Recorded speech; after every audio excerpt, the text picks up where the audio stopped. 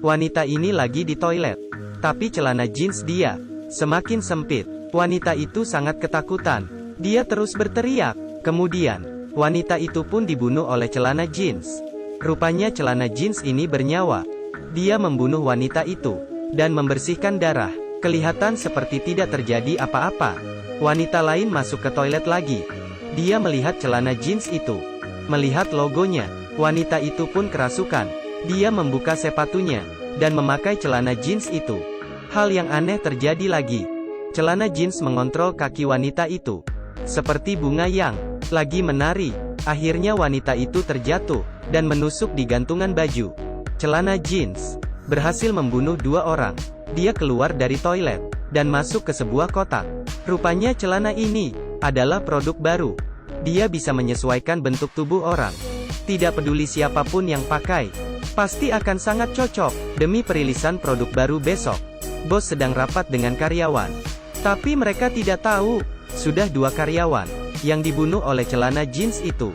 Demi rahasia produk baru, setelah bos pulang, dia mengunci pintu otomatis. Pintu akan terbuka otomatis. Besok pagi, karyawan baru, Libby, saat pergi ke toilet, dia menemukan karyawan yang sudah dibunuh. Dia sangat terkejut. Dia pun memanggil manajernya. Melihat kejadian itu, agar tidak mempengaruhi acara perilisan produk baru, dia meminta Libby untuk melapor polisi setelah hari esok. Lalu mereka menyimpan mayat di dalam tempat sampah. Dan saat itu juga, seorang pria menemukan celana jeans itu. Ini adalah produk baru. Seharusnya di dalam gudang. Dia kira dia tidak sengaja membawanya dari gudang. Agar tidak ketahuan manajernya, dia pun membalikannya ke gudang. Tapi setelah melihat logonya, pria itu pun merasa sangat tertarik. Dia pun ingin mencobanya. Saat dia membuka kancing, celana jeans mulai menggigitnya. Akhirnya pria itu pun mati digigit. Darah di lantai dibersihkan oleh celana jeans lagi. Saat manajer menemukannya, pria itu sudah dikemas di dalam kotak. Libby yang melihat hal itu ingin melapor ke polisi, tapi demi acara perilisan besok, manajer memukul Libby hingga pingsan. Gadis ini sedang live stream untuk mempromosi barang, tapi juru kamera malah kelihatan sangat ketakutan. Rupanya celana itu mencekik gadis itu. Kemudian, gadis itu pun dibunuh oleh celana jeans. Saat semua orang masih kebingungan, celana itu pun berdiri dan melompat ke meja. Setelah dia mengamati, dia pun mulai menyerang orang. Saat itu manajer masuk ke dalam. Dia menemukan semua orang sudah mati dibunuh, dan celana jeans itu sedang membersihkan darah di lantai. Dia pun keluar pelan-pelan dan menutup pintunya. Lalu dia ke kamar monitor. Dia memberitahu seorang wanita, celana jeans membunuh semua orang. Tapi wanita itu tidak percaya dan merasa ini sangat tidak masuk akal, dan pun keluar untuk memeriksa. Kemudian, wanita itu juga dibunuh celana jeans. Celana jeans yang berkeliaran menemukan target baru. Dia mendekati Shruti perlahan-lahan. Saat dia ingin menyerangnya, tiba-tiba terdengar lagu India.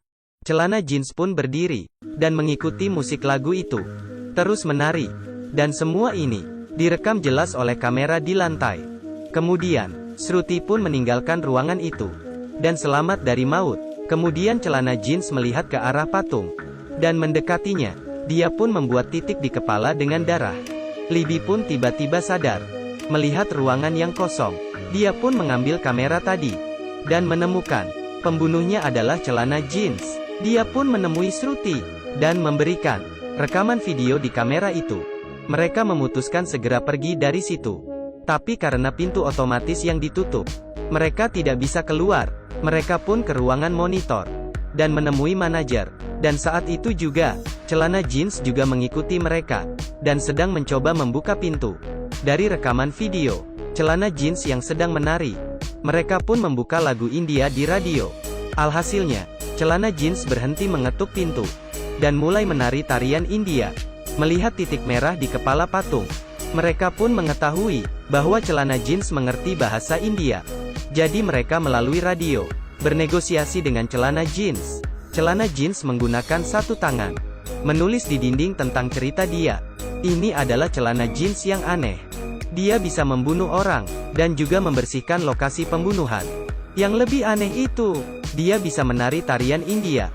Rupanya celana jeans ini terbuat dari kapas asli. Seorang gadis yang sedang bekerja, tidak sengaja jatuh ke dalam mesan kapas, dan meninggal. Darah dan arwahnya bergabung dengan kapas, dan dibuat menjadi celana jeans. Kematian gadis itu, dirahasiakan oleh perusahaan. Libby merasa sangat prihatin dengan celana jeans. Mereka keluar dari kamar, dan ingin membantunya untuk mendapatkan kebenaran. Namun saat itu, manajer mengeluarkan pemadam api, dan terus menyemprot. Celana jeans pun melarikan diri. Dia tidak percaya dengan manusia lagi. Dia pun memutuskan listrik. Semua jeans yang terbuat dari kapas dan darah gadis yang meninggal. Mereka pun mulai bangkit.